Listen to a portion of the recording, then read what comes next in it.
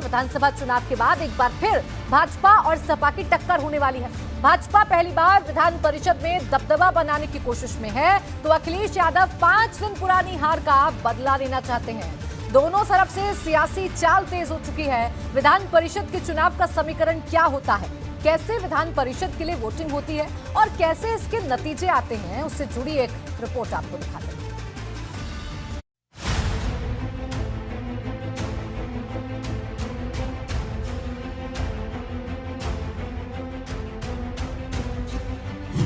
विधानसभा के बाद विधान परिषद की लड़ाई।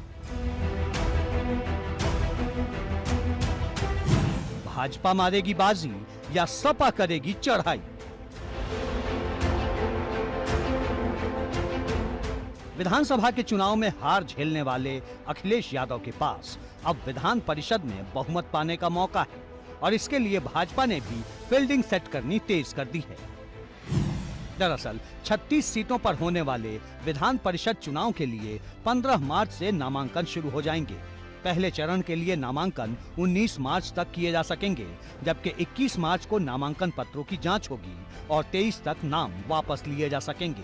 जिसने नामांकन कर लिया है वो नामांकन मान्य होगा, जबकि दूसरे चरण में 6 सीट के लिए 15 मार्च से 22 मार्च तक नामांकन किया जाएगा। 23 मार्च को नामांकन पत्रों की जांच होगी और 25 मार्च को नाम वापस लिए जा सकेंगे। दोनों ही चरणों के लिए 9 अप्रैल को एक साथ वोटिंग होगी और 12 अप्रैल को वोटों की गिनती की जाएगी। विधान परिषद की 36 सीटों पर चुनाव के बाद ये पहला मौका होगा जब बीजेपी को विधानसभा के उच्च सदन में बहुमत मिल सकता है। 100 सीटों वाली विधान परिषद में स्थानीय निकाय क्षेत्रों की 36 सीटों पर 2016 के चुनाव में सपा ने 31 सीटें जीती थीं, जिनमें 8 निर्विरोध थे, जबकि 2 सीटों पर बसपा को जीत मिली थी। रायबरेली से कांग्रेस के दिनेश प्रताप सिंह जीते थे, तो वाराणसी से ब्रजेश कुमार सिंह और गाजीपुर से विशाल सिंह चंचल निर्दलीय चुने गए थे। हालांकि दिनेश प्रताप सिंह बाद में भाजपा में शामिल हो गए थे। विधान परिषद के सदस्य का कार्यकाल 6 साल का होता है और इस बार भाजपा इस मौके को छोड़ना नहीं चाहती है। विधान परिषद में जो 100 सीटें हैं उनका गणित हम आपको समझा देते हैं। दरअसल विधान परिषद के 100 में से 38 सदस्यों को विधायक चुनते हैं, वहीं 36 सदस्यों को स्थानीय निकाय निर्वाचन क्षेत्र के तहत जिला पंचायत सदस्य, क्षेत्र पंचायत सदस्य और नगर निगम या नगर पालिका के निर्वाचित प्रतिनिधि ही चुनते हैं। वहीं 8 सदस्यों को शिक्षक और 8 सदस्यों को रजिस्टर्ड ग्रेजुएट चुनते हैं। 10 मनोनीत सदस्यों को राज्यपाल नॉमिनेट करते हैं। इस बार जिन 36 सीटों पर चुनाव होना है उसका गणित क्या कहता है ये भी समझिए। दरअसल स्थानीय निकाय कोटे की विधान परिषद की 35 सीटें हैं। इनमें मथुरा, एटा, मैनपुरी सीट से 2 प्रतिनिधि चुने जाते हैं, इसलिए 35 सीटों पर 36 सदस्यों का चयन होता है। अमूमन ये चुनाव विधानसभा के पहले या बाद में होते रहे हैं। इस बार 7 मार्च को कार्यकाल खत्म होने के चलते चुनाव आयोग ने विधानसभा के बीच में ही इसकी घोषणा कर दी थी। बाद में विधानसभा चुनाव के मद्देनजर परिषद के चुनाव को टाल दिया गया।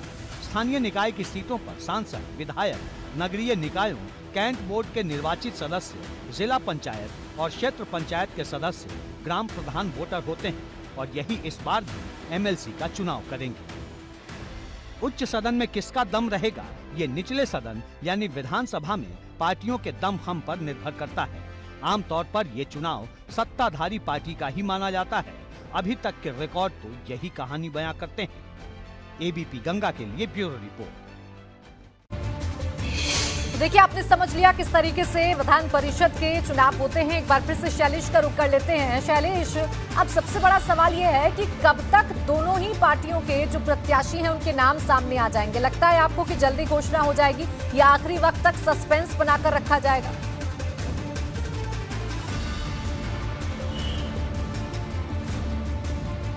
19 तारीख लास्ट डेट है। ऐसे में ये मानकर चलिए, अच्छा इसके पहले अगर हम देखें तो देखिए होली भी पड़ेगी, तो ऐसे में ये मानकर चलिए कि आज देर रात तक नहीं तो कल हर हाल में दोनों ही दल अपने जो प्रत्याशी हैं उनके नाम घोषित कर देंगे और कल तक पूरी संभावना, अगर किसी वजह से आज रात तक नहीं होंगे तो कल तक ये नाम सामने आ जाएंगे, पर्दा उठ जाएगा, क्योंकि चीज़ें लगभग फाइनल हो चुकी हैं। भारतीय जनता पार्टी की अगर बात करें तो देखिए प्रदेश स्तर पर सारे फैसला हो चुका है, लिस्ट फाइनल हो चुकी है। अब खाली क्योंकि भारतीय जनता पार्टी एक कार्टर रेस पार्टी है और ऐसे में उनके जो भी अंतिम निर्णय होते हैं आप कह रहे हैं कि जल्द ही प्रत्याशियों का ऐलान संभव है, जिस पर एबीपी गंगा की नजर बनी हुई है और सबसे सटीक जानकारी, सबसे पहले जानकारी एबीपी गंगा अपने दर्शकों तक पहुंचाएगा। शुक्रिया आपका शैलेश तमाम जानकारी के लिए।